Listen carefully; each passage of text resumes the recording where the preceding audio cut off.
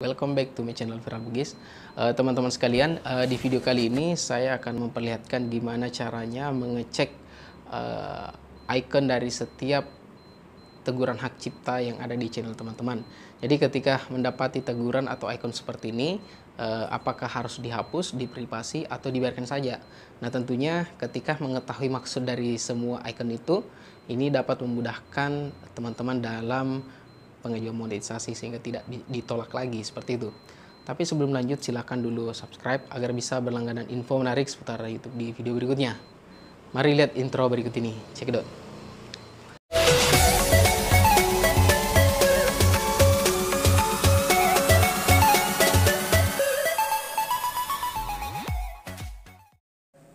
Jadi teman-teman sekalian, di video ini saya akan memperlihatkan beberapa jenis icon hak cipta yang biasa muncul di klaim hak cipta yang ada di video kita.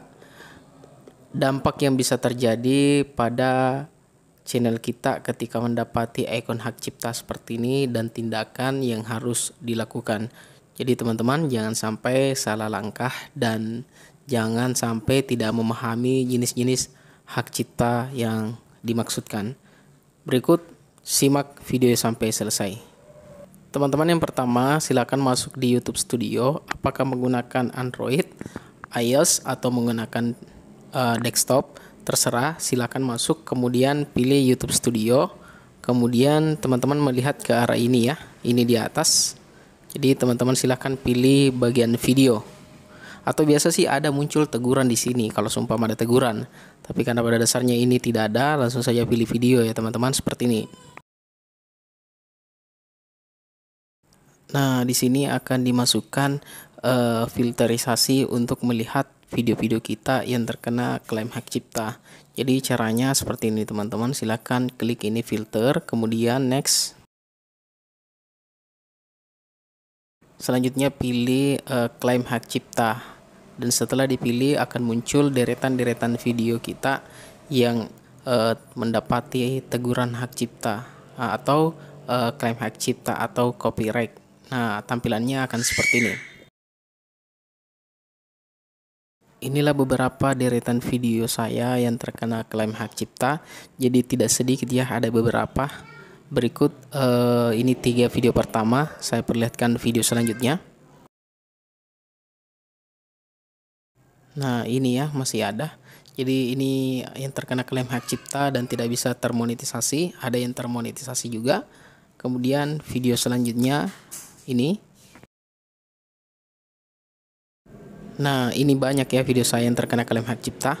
Jadi pada dasarnya ketika diklik ini yang tidak memenuhi syarat atau klaim hak cipta, itu akan muncul icon-icon dari klaim hak cipta itu. Inilah yang akan saya jelaskan apa maksud dari klaim hak cipta tersebut. Karena jangan sampai teman-teman sekalian nanti menganggap bahwa icon tersebut tidak perlu ditanggapi atau bagaimana. Jadi teman-teman harap simak ya.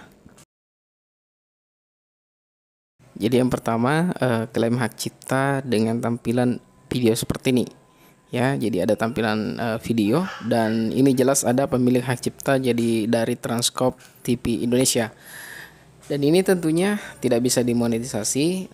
Video saya ini memang sebelumnya ada, tapi karena ini akan berdampak kepada pengajuan monetisasi ketika teman-teman mengajukan monet dengan klaim hak cipta seperti ini, maka saran saya dihapus video ini atau diprivasi.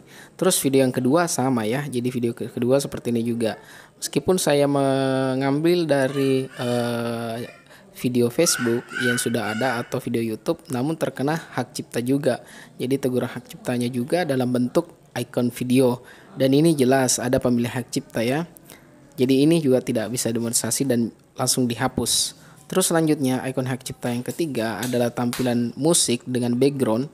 Dan ini tentunya masih tanda tanya ya teman-teman, apakah bisa dimonetisasi atau tidak bagi teman-teman pemilik channel musik, karena pada dasarnya ini sampai saat ini masih bisa saya gunakan untuk berbagi, ya artinya bisa dimonetisasi dengan keterangan berbagi. Jadi kalau di channel saya ini mendapatkan iklan, tapi saya kurang paham ketika channel teman-teman mengajukan monetisasi dengan seperti ini. Nah, ini juga yang kedua, jelas ada ikon hak cipta yang kedua, yaitu musik dengan background. Ini juga ternyata bisa dimonetisasi dengan berbagi, tapi seperti tadi saya juga belum paham tentang ini teman-teman.